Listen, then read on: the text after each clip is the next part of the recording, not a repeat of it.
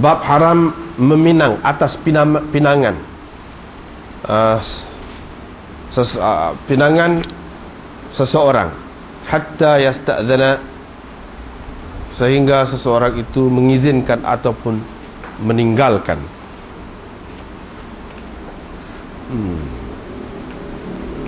Ini hadis ini minggu lepas kita sudah baca dah rasanya. Cuma tidak ada huraian lagi.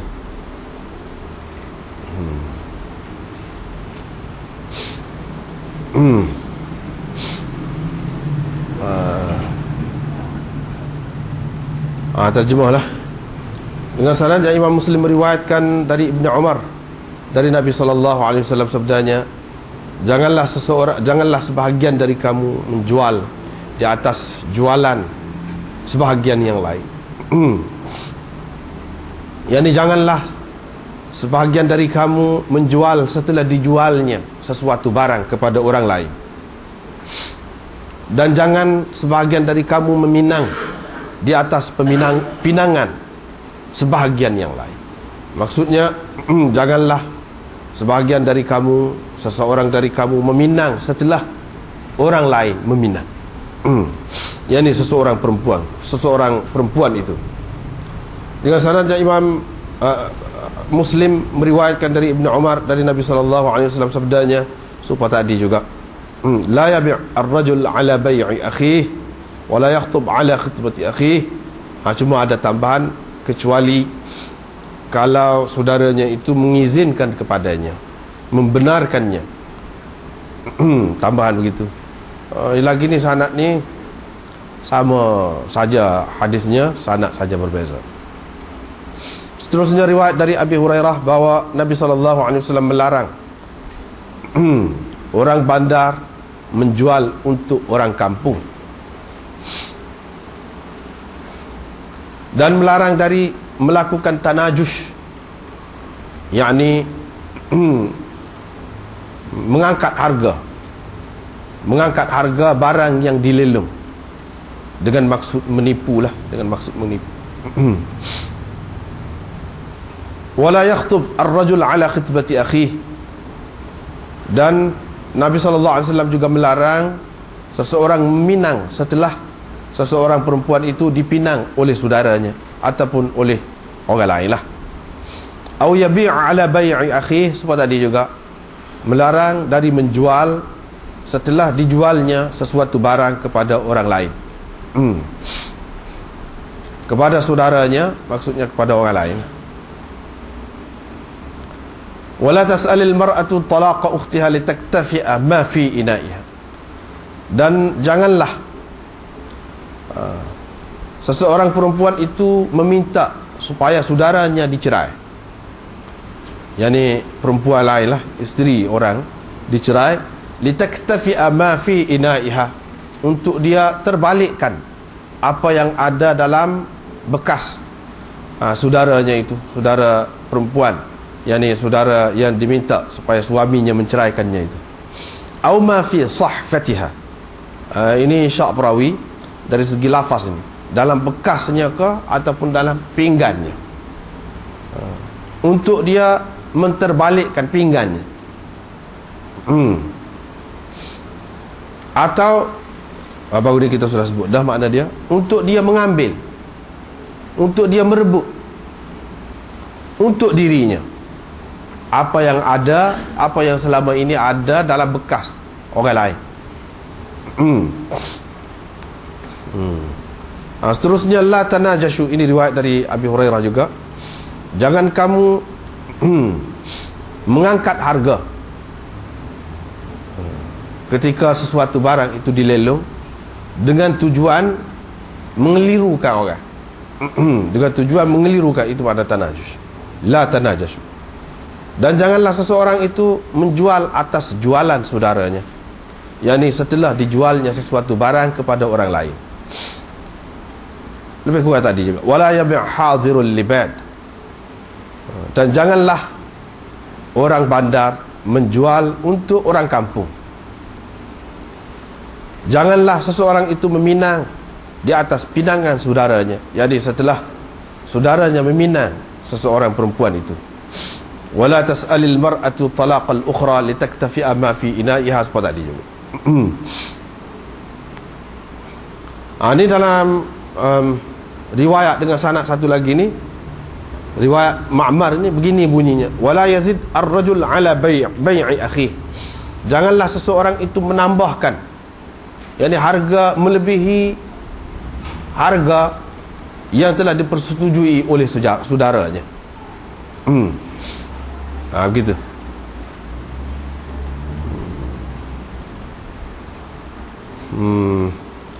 Seterusnya riwayat dari Abi Hurairah bahawa Rasulullah sallallahu alaihi wasallam bersabda, janganlah seseorang muslim itu menawar di atas tawaran saudaranya, yakni menawar sesuatu barang setelah barang itu ditawar oleh saudaranya.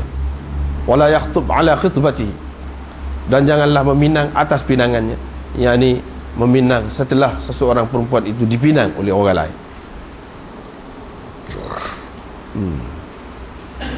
Ini pun serupa juga, beza lafaz dia saja. Seterusnya riwayat dari Abdurrahman bin Shumasah bahawa dia mendengar Uqbah bin Amir ketika berada di atas mimbar berkata, sesungguhnya Rasulullah sallallahu alaihi wasallam bersabda, orang mukmin itu adalah saudara kepada orang mukmin, yakni yang lain. Fala yahillu lil mu'min, oleh itu tidaklah halal kepada seseorang mukmin itu an yabta'a ala bai'i akhi, untuk menjual di atas, untuk menjual sesuatu barang yang telah dijualnya kepada saudaranya, yakni kepada orang lain.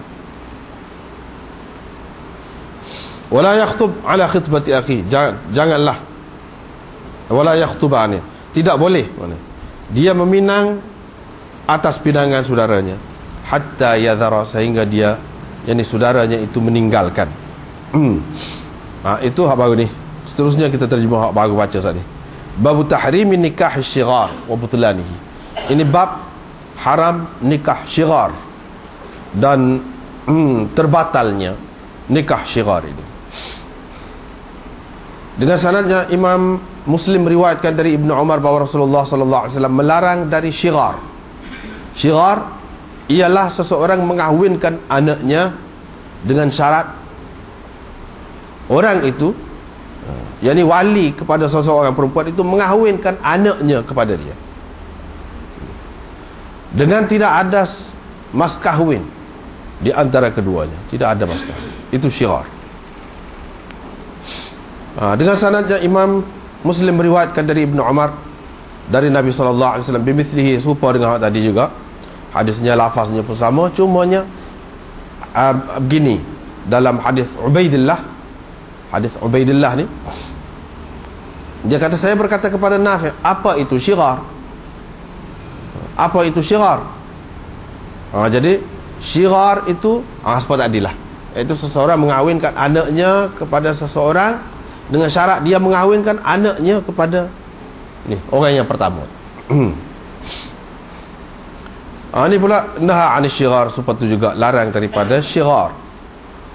Seterusnya riwayat dari Ibnu Umar bahawa Nabi sallallahu alaihi wasallam bersabda, tidak ada syighar dalam Islam. Riwayat dari Abu Hurairah, Nabi sallallahu alaihi wasallam melarang dari syighar.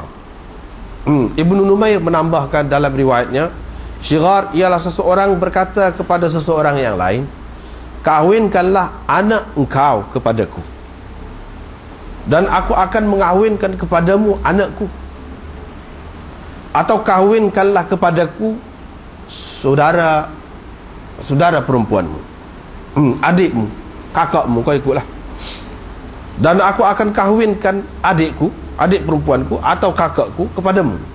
Itu syighar. Babul wafa bisyart fi nikah. Ini bab al-wafa bisyart, memenuhi syarat ataupun menepati syarat yang telah ditentukan dalam perkahwinan, yakni dalam akad.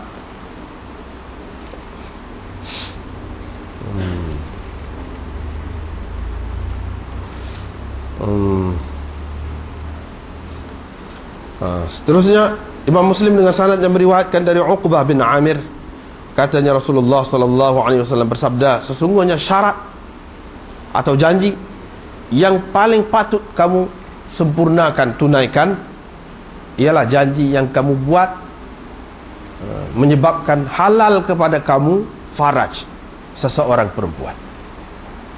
Syarat itulah ataupun janji itulah yang paling patut kamu tepati, iaitu janji yang menyebabkan mana halal lah kamu bergaul dengan perempuan, seseorang perempuan itu yang sebelum ini haram. Dalam riwayat Ibnul Muthanna ni pula dia kata asyurut, inna ahaqqa syart, tadi ni inna ahaqqa syurut, itu saja bezanya. Yang ni dalam sekian banyak syarat ataupun janji yang paling patut kamu tepati, paling berhak kamu tepati ialah janji tadi.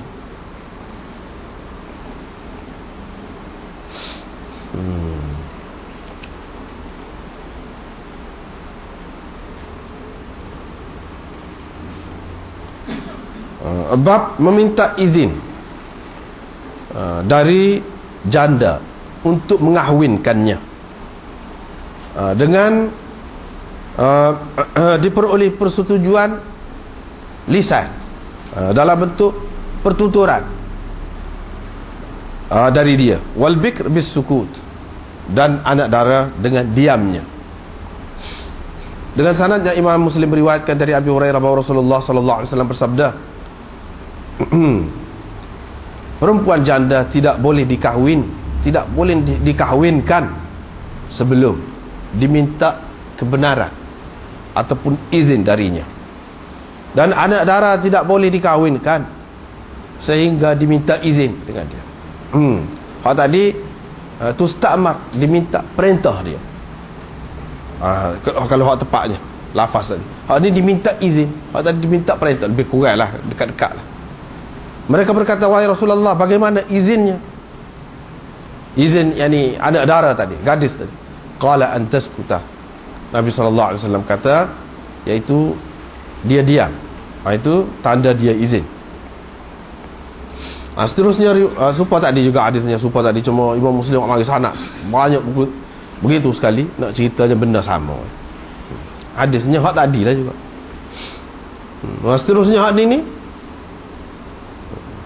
dalam sanad seterusnya ni, Zakwan kata Maula Aisyah kata, saya telah mendengar Aisyah berkata begini, saya telah bertanya Rasulullah sallallahu alaihi wasallam tentang gadis ataupun anak dara yang mahu dikahwinkan oleh ahlinya, yakni oleh walinya lah, atau sta'maru amla, adakah perlu diminta kebenaran ataupun diminta perintah darinya, arahan ataupun suruh dia ataupun tidak. Nabi sallallahu alaihi wasallam menjawab kepada Aisyah, ya, perlu diminta tusta'mar, diminta perintah, yakni izin lah. Faqalat Aisyah berkata, saya pun berkata kepada Nabi sallallahu alaihi wasallam, sesungguhnya perempuan anak dara ni, gadis ni, dia malu. Rasulullah sallallahu alaihi wasallam pun kata, fadzalika idnuha idza hiya sakatat, apabila ia diam bermakna izinnya, itu bermakna izinnya, kebenarannya. Dengan sanadnya Imam Muslim meriwayatkan dari Ibn Abbas bahawa Nabi sallallahu alaihi wasallam bersabda, al-ayyim ahaqqu bi nafsiha. Ni banyak terjemahan dia, kita ambil salah satulah. Al-ayyim ahaqqu bi nafsiha, yakni janda paling berhak terhadap dirinya, ataupun lebih berhak terhadap dirinya dari walinya.